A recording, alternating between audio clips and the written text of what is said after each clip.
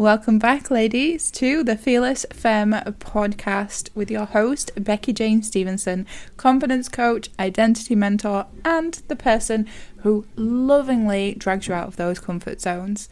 And today we're continuing with this season's theme of busting out of the good girl narrative, and it is the final episode of January. Can you believe it?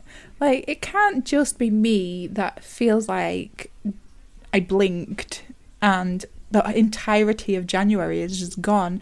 It has flown by. Maybe it's because I've been crazy busy with so many appointments and so many things behind the scenes. But nonetheless, here we are. And this episode is going to have you walking that little bit taller, holding your head that little bit higher, and with a few more zero fucks to give about who approves of it and who doesn't. So let's really dig into this one. So today we're talking about happiness, not the kind of fluffy bunnies, walking on sunshine, rainbows kind of happiness, but specifically why you need to stop waiting for someone to give you a permission slip to feel it. The permission to feel like you're on top of the world, to feel confident, to walk taller, to own the space that you're in. And if you feel like you're late to this party, don't worry, because you're here now. And, for a bit of quick, juicy gossip, I am going to be bringing on some incredible, fierce women onto this podcast in the upcoming weeks. These are the kind of women who walk into a room and make everyone rethink their whole damn life. So make sure you keep your ears peeled, because these sessions are going to be unmissable. Like, honestly, the lineup is chef's kiss. So let's get into this episode. This part, I want to kind of really dig into this approval. So as women, we are pros at putting our happiness on hold. Am I right? Like, I've done it before. I still do slip up sometimes. I have a family. It's very easy to do, to sideline your own well-being and sideline your own emotions and how you want to feel for those that you love and care about. But when we're consistently putting it on hold, what are we even putting it on hold for? Are we putting it on hold because we want a round of applause from an imaginary audience, maybe? Or maybe it's validation from people who probably aren't even happy themselves.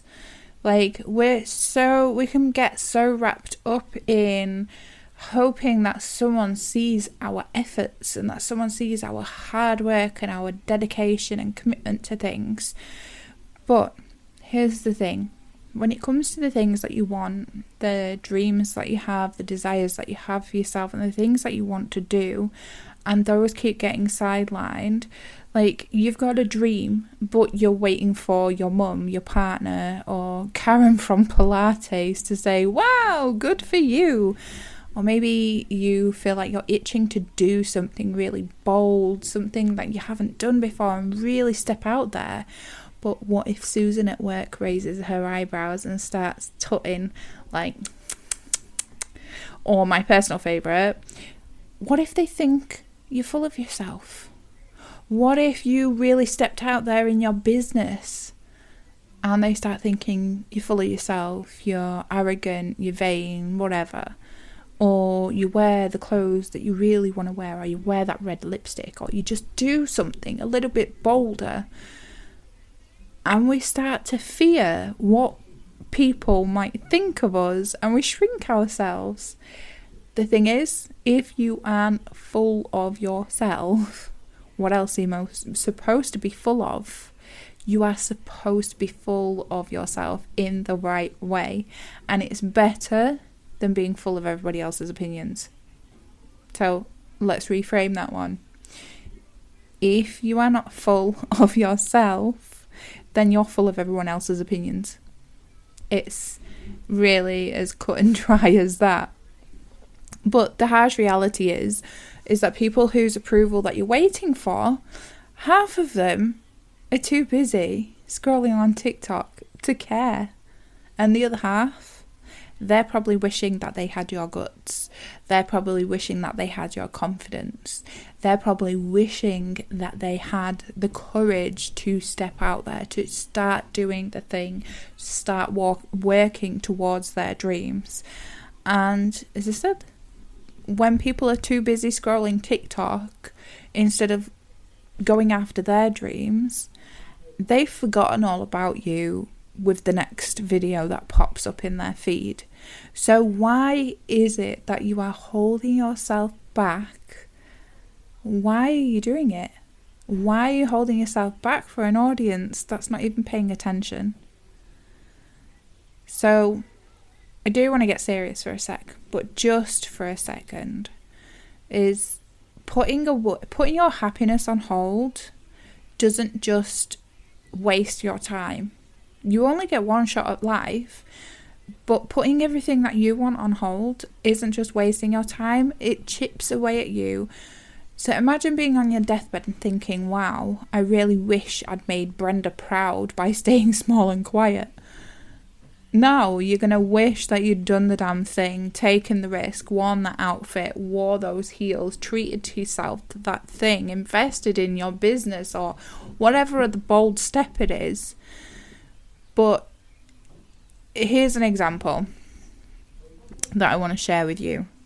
I once worked with a client who was absolutely terrified to launch something in her business because somebody within her family that she was close to said to her, what if you fail? And the thing is, you know what's worse than failing? Is never trying. You know what's better than succeeding is succeeding whilst people who don't have that belief in you watches. So living for approval isn't just exhausting, it really is a trap, because you're always going to find someone who thinks that you're too loud, too bold, too much. But guess what? Their opinions are really none of your business. Your happiness is your business. Your goals is your business. Your dreams are your business. The things you want for yourself, your well-being in this life is your business.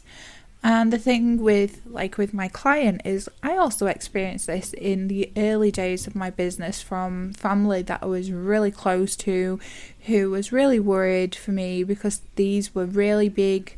At the time, for me, the position that I was in, just starting out, they were really big investments, and to them, it seemed like it was a risk. And I've worked with my mentor, Des DeBrever, for the past almost 5 years, although I've been following her for much longer. And the whole worry was that this is an online person.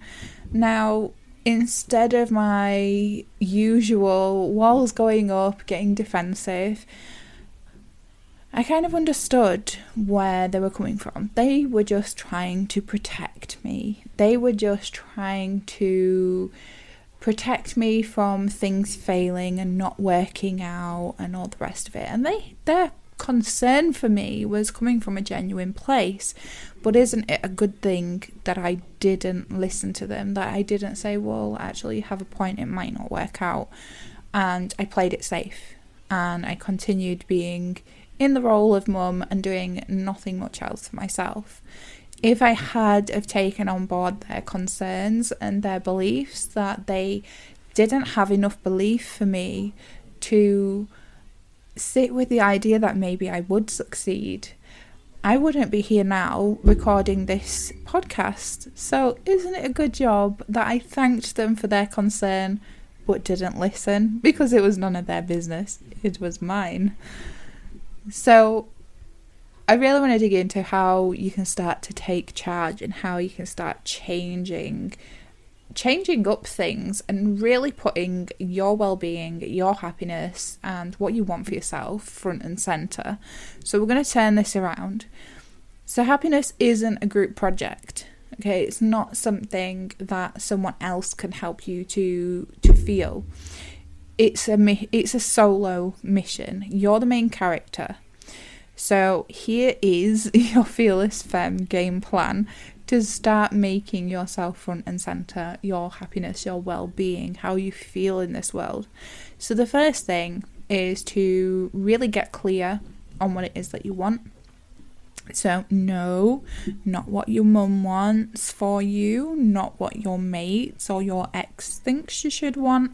This is about what you want, and I want you to get so ridiculously honest, really dig in, even if nobody else wants it, even if it's something really weird and geeky. I don't care. If you want it, you want it, because happiness is really personal.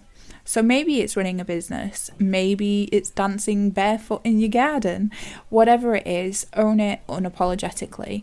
So one of those things for me, as an example, is I started burlesque dance classes, and for someone who's never done anything like this before, they threw us straight in the deep end using props, which was a whole level of coordination that I needed to unlock.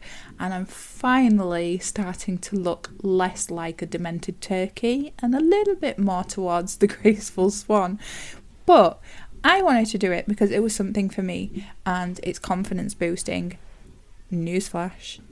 Everybody thinks that I am the most confident person ever, and there are times when my confidence isn't as strong, and it's always like a muscle. You have to keep using it. So I absolutely love the classes. So whatever it is, get clear on what it is that you want. Ask yourself, is it what I want, or is it what they want for me? So really dig into that one. 2, stop explaining yourself. Stop explaining for doing something that brings you joy. You don't need to present a 10-slide PowerPoint every time that you want to make a decision. You don't need to give this massive spiel on why you're doing something for yourself. So if somebody asks, why are you doing that? You simply say, because I want to, because it brings me happiness. End of discussion. You don't need to explain, because it's almost like apologizing for doing something for yourself. Have you ever heard something so absurd, like apologizing for doing something that brings you a moment of happiness? It's crazy. It's crazy. Number 3 is practice doing it anyway. So post the thing, wear the outfit, say no, say yes. Some people get it? Nope. But let them not get it. Their confusion is not your responsibility. So whatever it is that you're deciding to do, so go back to step 1, all of those things you want to do, that you want to have, that you want to create, all of those things that you get clear on what you want, practice doing those things. Do them anyway. And if anybody is confused, let them be confused. You don't have to explain why you're wearing that outfit. You don't have to explain why you are saying yes to yourself. I mean, when it comes to boundaries, that's a bit of a grey area. Yes, no is a complete sentence. However, sometimes when it comes to friendships and relationships, some context is obviously needed. We can't just go around saying no because I said so. That just opens the space up for conflict. But that is another conversation on this podcast for another day. So start doing the thing, but don't do it in a way where it's going to stretch your comfort zone so far and so hard that it causes too much uncomfortableness and has you retreating the other way, vowing to never do that thing again. Do it in small ways so that you get accustomed to this newfound confidence and start strengthening it and building it. You can't go to the gym once and expect to come out looking like a bodybuilder, and it's the same with your confidence. So practice doing those small things anyway. And number 4 is to create your own celebrations. So I talked about this on the last episode, so it's really nice to bring this back in as well, is to stop waiting for someone to give you a gold star or a thumbs up. You did something for you, amazing. Celebrate it. Did something in your business, put yourself out there a little bit more, said yes to an opportunity. Celebrate it for yourself. take yourself out on a date, go buy that favourite cake, go buy the shoes, do the victory dance, whatever it is. Because happiness is in those little moments, and it's those little moments that you've got to milk the hell out of them and really celebrate it, because it's not about only celebrating when you get to the end goal, because then you're just going to be chasing goal after goal after goal. It's so important to make sure that you're celebrating every step of the way. So true to the Fearless Femme podcast, especially for this season, is to bring you like a little challenge or a little task to do at the end of these episodes, which I've really been enjoying putting them together. So here's your challenge. I want you to think of one thing that you've been putting off because you've been waiting for somebody's approval. You've been waiting for somebody to say, yes, you can do that thing. And when you know what that one thing is, that thing that comes top of mind, like, don't question it. It's the first thing that comes up in your head. Don't question it. Don't try to change it. Don't, like, those doubts are going to come in, those questioning, indecision, all the rest of it. Just write down that one thing that you have been putting off because you're waiting for somebody to say, yes, you can do that thing. Now, I want you to stop what you're doing after this episode and go put a plan together to do the damn thing. So if right now isn't appropriate, then obviously we're going to have to wait until a time is more appropriate for you. Maybe looking after little ones, maybe it's at night time, whatever time it is that you're listening to this episode. I want you to stop what you're doing and then make the plan to go do the damn thing. Or if right now is appropriate, wait until after the episode and go make a start on that thing that you've been putting off. Post that bold idea, send that text or email, wear the red lipstick to the supermarket. And here's the thing, when you're doing it, you're not allowed to ask for feedback. None of this, well, what do you think? Or is this okay? Nope. You do it, you own it, you move on. And that's exactly like that line just there, those little questions, the feedback that we're looking for. That is exactly what I'm talking about when it comes to seeking approval for others, seeking approval to be happy. Like, we're constantly asking for others, what do you think? Is this okay? Why are we asking people if it's okay? We're grown-ass women and we're still there really meekly. So is this okay? Same with compliments. It's almost like we apologize for being seen. Like, we want to be seen, but we don't want to be seen. Like, it's kind of confusing. But no more asking other people, what do you think? Is this okay? No. You do the damn thing. You own it. You move on to the next. You celebrate it. And then DM me. Come and send me a message on Facebook. Tell me what you did. I really want to cheer you on because no one deserves to celebrate you more than you. So come and tell me. There's even fan mail on this podcast. Like, come and let me know.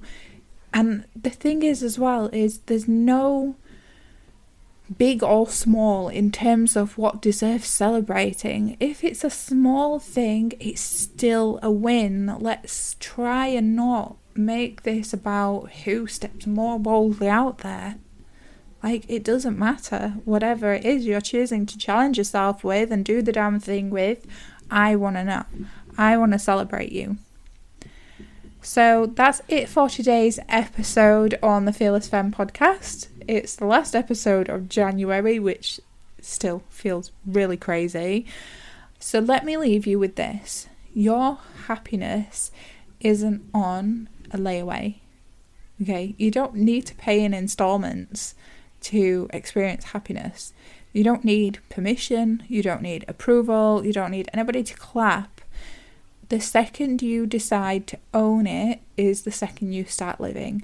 The second you decide, I'm doing this thing because it makes me happy, is the minute you start living. And don't forget, big things are on the horizon.